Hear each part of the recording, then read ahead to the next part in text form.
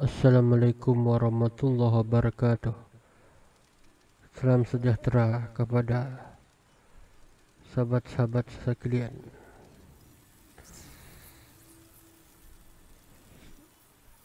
Saya ingin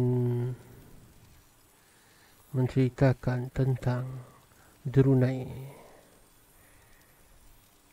Brunei adalah salah satu lambang yang bersejarah bagi masyarakat Melanau. Brunei telah dijadikan tempat persemadian orang-orang bangsawan Melanau pada masa dahulu, tetapi tidak lagi diamalkan pada masa sekarang. Hal ini kerana masyarakat sekarang lebih bertamadun berbanding dengan masyarakat zaman dahulu. Ramai yang menjadi korban daripada pembinaan Brunei ini. Tetapi cerita yang unik mengenai Brunei ini telah menarik minat ramai pengkaji untuk mengetahui lebih mendalam lagi tentang Brunei. Menurut penduduk kampung Telian Mukah, penggunaan Brunei telah dihapuskan apabila fahaman dan pengajaran agama mulai bertapak di Mukah, dan juga kerana arus kemodenan apabila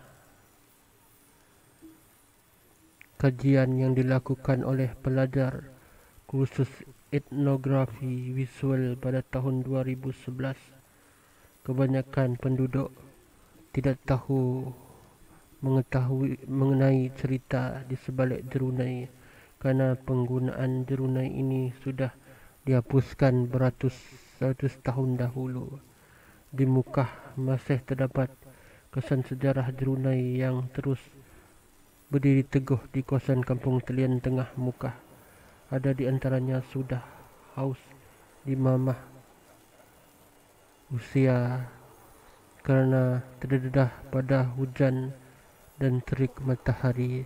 Menurut sumber dari ketua kampung Telian Penghululai, dari sumber yang pernah beliau perolehi iaitu Noraini Mahyan, menurut beliau pada masa lampau Brunei dijadikan tempat persemadian terakhir untuk golongan orang yang dihormati kaum Melanau atau golongan raja, bangsawan, pemimpin-pemimpin besar dan saudagar-saudagar yang bersifat dermawan kepada masyarakat ini. Brunei hanya diperbuat daripada kayu belian yang besar dan cukup tua kerana kayu jenis ini tahan lama kepada cuaca panas dan hujan hingga ratusan tahun. Pada tiang Brunei dikorek 2 atau 3 lubang. Lubang di bahagian bawah dan tengah dihaskan untuk menempatkan mayat atau rangka tulang si mati dan barangan bernilai sebagai bekalan di alam lain.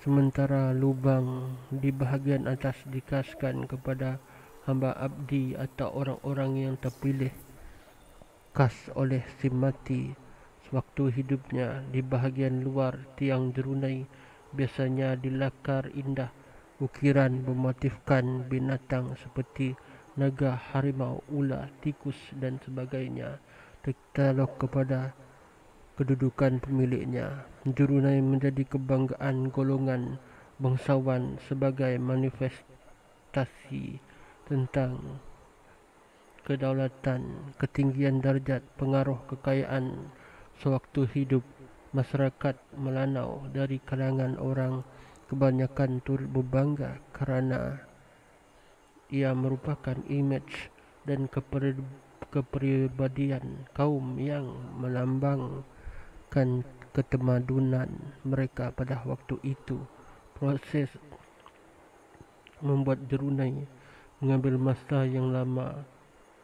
Selain menuntut kesabaran dan kesetiaan kepada raja atau kumpulan yang hebat-hebat, mereka perlu pergi mencari kayu belian di dalam hutan tebal dan terpaksa membawanya hingga sampai ke kampung pembuatan untuk membuat dan mencari jerunai perlu dilakukan segera apabila ada orang berkedudukan itu sakit atau meminta ia dibuat segera.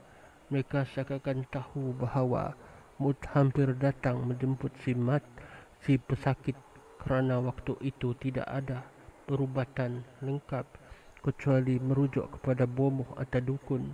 Kemampuan bomoh dan dukun amat terbatas, tetapi keupayaan mereka yang bersandarkan kepada kuasa gaib kadangkala mampu menyembuhkan pesakit. Sebelum jerunai didirikan, nyanyian lagu tradisional terlebih dahulu didendangkan untuk diperdengarkan kepada para tetamu. Kemudian barulah lubang digali untuk menempatkan tiang tersebut. Sebelum upacara menegakkan jerunai dilakukan, para petugas terlebih dahulu menggali lubang sedalam 2 meter di tempat yang telah ditetapkan dan mengadakan upacara khas agar roh memberkati segala usaha mereka. Seorang hamba abdi perlu dihumban ke dalam lubang tempat jerunai hendak dipacak.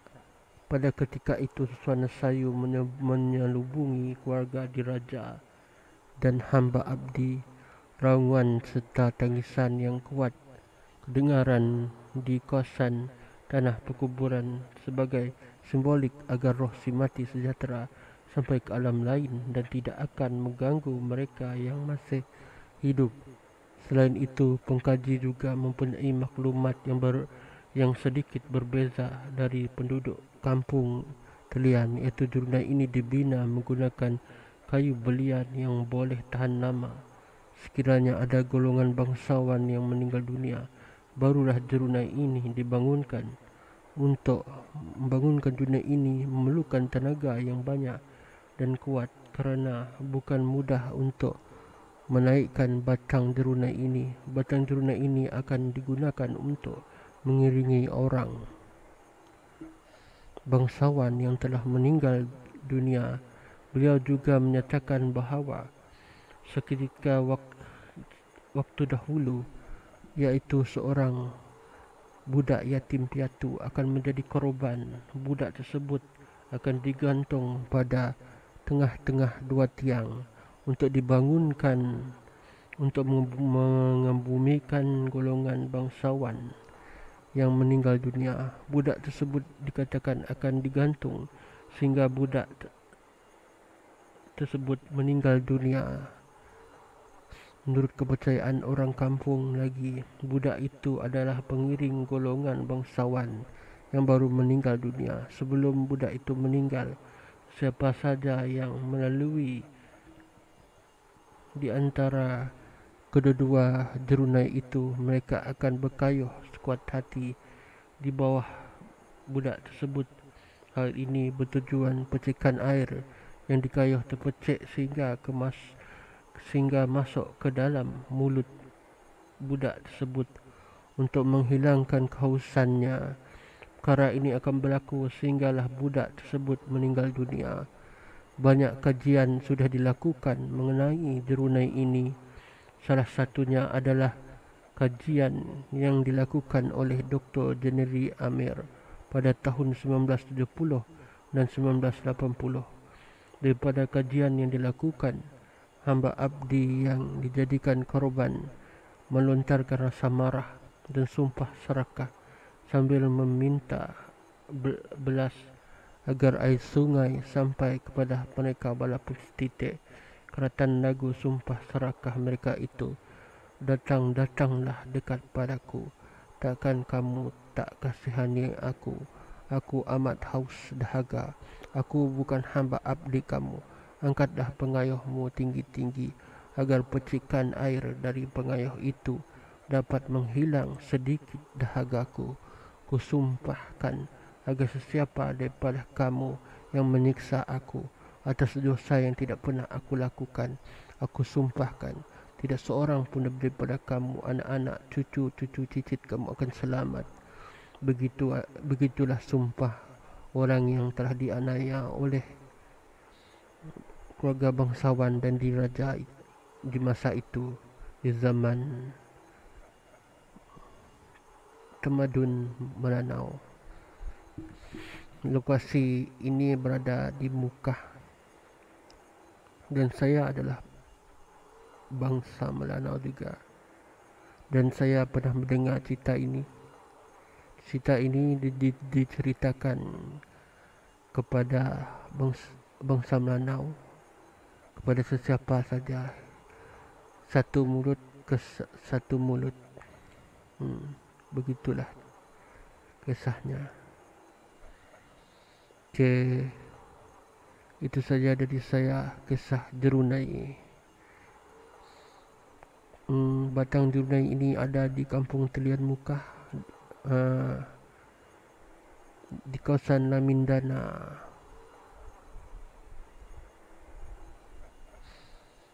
Boleh dilihat kerana ia masih hingga kini batang itu berdiri tegak. Okay, bye. Itu saja dari saya.